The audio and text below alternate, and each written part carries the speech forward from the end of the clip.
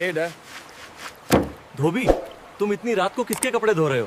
हे राजकुमार, मैं एक पटवा की लड़की गगनदे के कपड़े धो रहा हूँ। हे राजकुमार, वो लड़की इतनी सुंदर है, यदि आपने उसको देख लिया तो आप बेहोश हो जाओगे।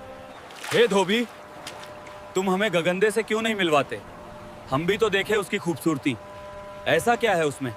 है राजकुमार, आपको गगनदे से मिलने के लिए मेरा भेष धारण करना पड़ेगा, तभी आप उससे मिल पाओगे, क्योंकि मैं उसके कपड़े देने जाता हूँ। अरे भाई, कोई अपने कपड़े ले जाओ। ये कपड़े हमारी गगनदे के, इन्हें यहीं रख जाओ। नहीं, आज मैंने कपड़े बहुत सुंदर तरीके से धोए हैं। हाँ, मैं इन्हें गगनदे को ही दूंगा। तुम यहाँ कैसे आए? मैं तुम्हें अभी मरवा दूंगी, अन्यथा यहाँ से चले जाओ। इसी में तुम्हारी भलाई है। ताश्री, या तो आप मेरा विवाह गगनदे से करा दो, अन्यथा मैं इसी कमरे में भूखा मर जाऊंगा। बेटा, मैं तुम्हारा विवाह गगनदे अवश्य कराऊंगा।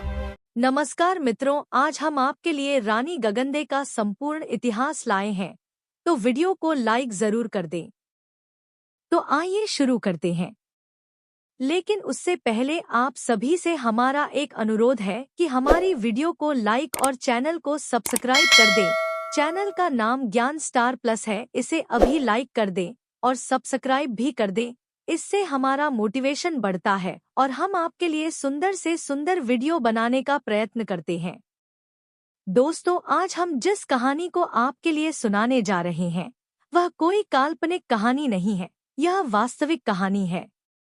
पुराने समय में एक प्रदेश था जिसका नाम जांगल प्रदेश है, जिसमें एक डोरी लाल नाम का पटवा रहता था।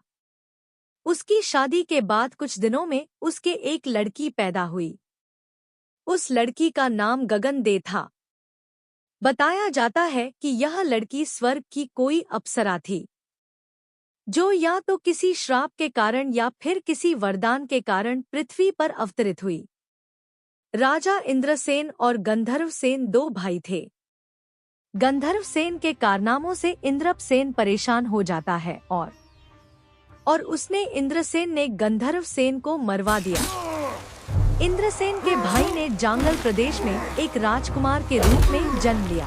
एक दिन वह राजकुमार रात में अपने शहर की रखवाली पर निकला। तभी उसे एक तालाब के किनारे एक धोबी का लड़का कपड़ा धोते हुए मिला था। कपड़ा धोते हुए धोबी को देखकर के वह राजकुमार डरने लगा और सोचने लगा यह कोई भूत तो नहीं है। तो वह उससे कहने लगा, भाई आप कौन हो और इस आधी रात्रि के समय आप क्या कर रहे हो? तो इस समय वह धोबी का लड़का जवाब देता है, भाई मैं तुम्हारे शहर का धोबी का लड़का हूँ और मैं यहाँ आधी रात्रि के समय कपड़े धोता हूँ। इस पर राजकुमार कहने लगा, मैं तुम्हारे राजा का पुत्र हूँ, क्या आपने मुझे नहीं पहचाना? कहने लगा धोबी का लड़का कि हाँ महाराज, मैंने आपको पहचान लिया है। वह राजकुमार धोबी के पुत्र से कहने लगा है, भाई आप किसके कपड़े धोते हो? इस पर धोबी का लड़का कहने लगा, हे महाराज, मैं आपके शहर में एक डोरी लाल पटवा की लड़की के कपड़े धोता हूँ, क्योंकि वह लड़की इतनी सुंदर है कि उसके कपड़े भी किसी को दिखने लगे तो हर कोई उस पर आशिक होने लगेगा। और उसने मुझे आदेश दे रखा है कि मैं आधी रात्रि के समय ही उसके कपड़े धोकर उसको देकर आऊं। अब जब ये कपड़े धुल जाएंगे तो मैं स्वयं रात्रि के 4 बजे उसके घर उसके इन कपड़ों को देख करके आऊंगा। और उसकी एक बहुत बड़ी खूबी है, वह लड़की जाते हुए पुरुष की पीठ नहीं देखती है और आते हुए पुरुष का चेहरा नहीं देखती है। इस पर राजा का लड़का कहने लगा है, भाई हम और आप दोनों मित्र बन जाएं, और मेरा आपसे एक निवेदन है, उस लड़की से आप मुझे मिलवा दीजिए। इस पर धोबी का लड़का कहता है, नहीं राजकुमार, यदि उस लड़की को पता चला तो वह अपने पिता से कहकर के मुझे भी मरवा डालेगी। इस पर राजा का लड़का कहने लगा, सुनो, मैं राजकुमार हूँ, मैं ऐसा कुछ भी नहीं होने दूंगा। तुम मुझे उस लड़की के घर तक पहुंचाओ और उसके दर्शन कराओ। इस बात को सुनकर धोबी का लड़का कहता है, सुनो भाई, आप अपने घोड़े सहित सभी राजसी वस्त्र और अपने हथियारों को मुझे दे दो और आप मेरे कपड़े पहन करके धोबी का वेश बना लो। जब आप धोबी बन जाओगे तब यह कपड़े अपने सिर पर रख करके उस लड़की के घर जाओ। तब आपको उसकी दासी वहां मिलेगी और वह जब दासी मिलेगी तो उस समय दासी से कह देना, आज मैं तुम्हें कपड़ा नहीं देना चाहता, मैं स्वयं लड़की को कपड़ा देना चाहता हूँ। राजा का लड़का निवेदन करके कहता है, यह लो भाई, मैंने मेरे सभी राजसी वस्त्र उतार दिए हैं और मैं आपके कपड़े पहनने को तैयार हूँ। इस प्रकार से राजकुमार सभी वस्त्रों को पहनकर धोबी का वेश धारण कर लेता है।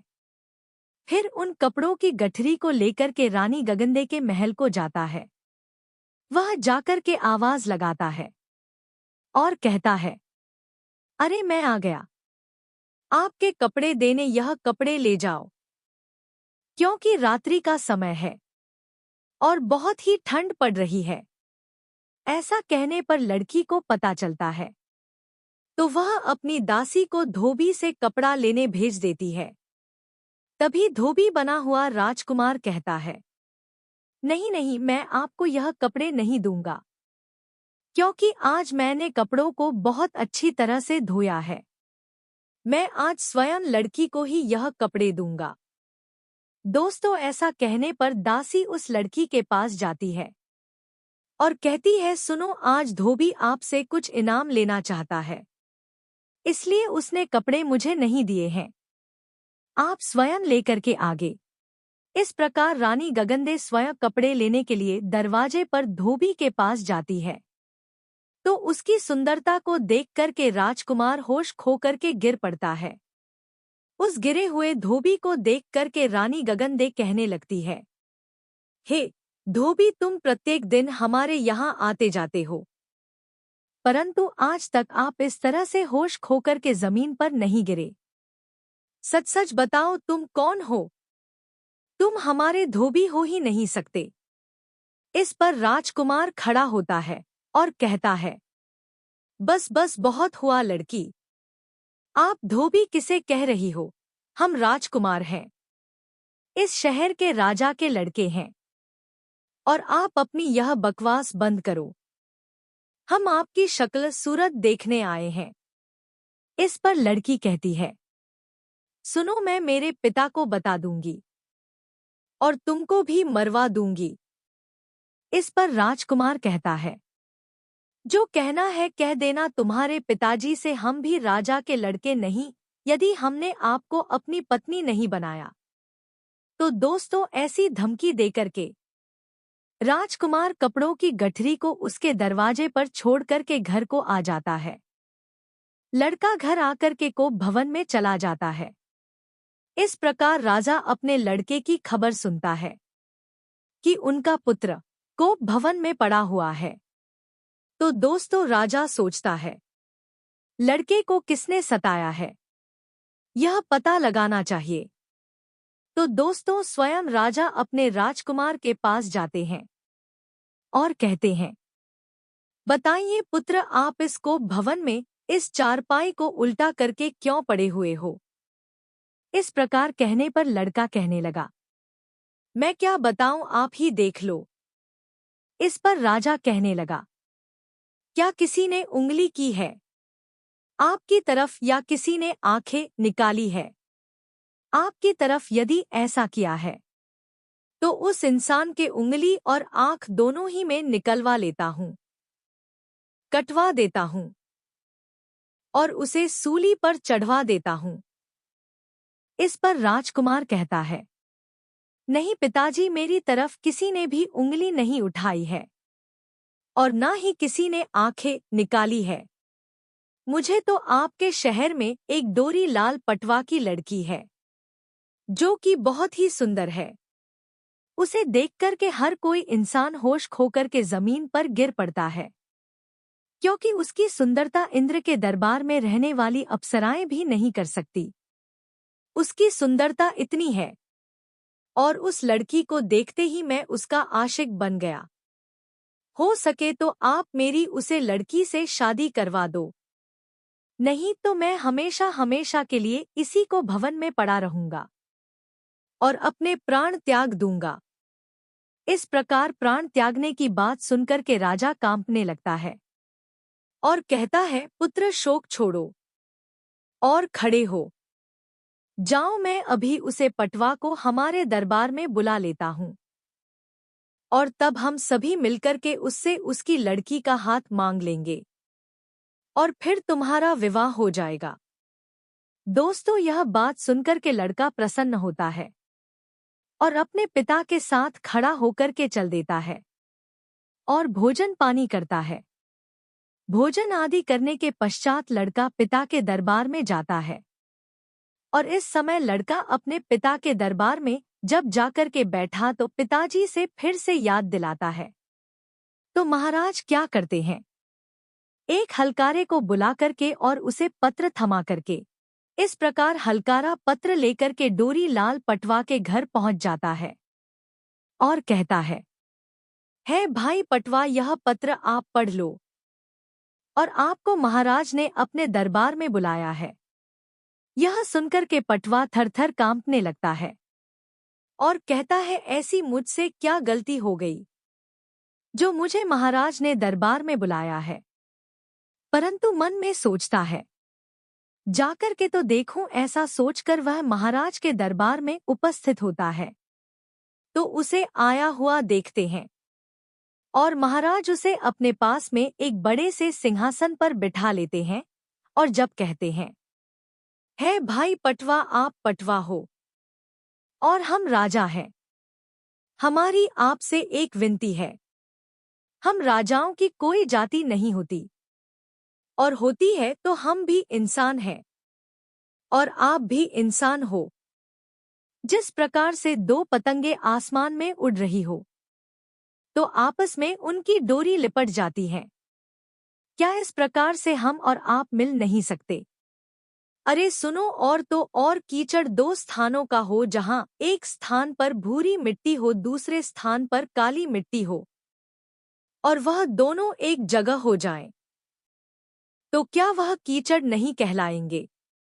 इसी प्रकार से हम और आप यदि मिल जाए तो क्या हम राजा नहीं कहलाएंगे और आप पटवा नहीं कहलाएंगे? अरे देखिए, हम और तुम दोनों एक हो सकते हैं।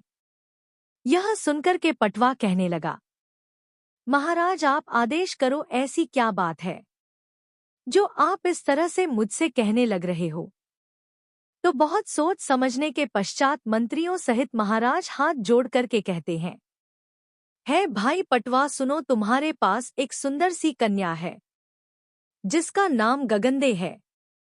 आप अपनी गगनदे का हाथ हमारे राजकुमार के लिए दे दो, यह हम झोली पसार करके आपसे मांग रहे हैं। दोस्तों, पटवा ने मन में सोचा, पहले में मेरे कुटुंबियों से पूछूंगा। तो इस पर पटवा कहने लगा, महाराज इसके लिए मुझे कुछ समय चाहिए। मैं मेरे कुटुंबीजनों से पूछूंगा कि इसमें कोई बुराई तो नहीं है और तब मैं आपसे संबंध जोड़ूंगा। दोस्तों, राजा ने कह दिया, आप सोच लो, अभी तो बेटी बाप की है, हम और आप एक रिश्ते में बंधने वाले हैं। यदि आपने और आपके कुटुंबीजनों ने नहीं माना तो हम दूसरा रास्ता अपनाएंगे। इस प्रकार दोस्तों, वह डोरी लाल पटवा अपने घर आ जाता है और अपने सभी कुटुंबियों को इकट्ठा करके कहता है भाइयों, आज मुझे राजा ने अपने दरबार में बुलाया था।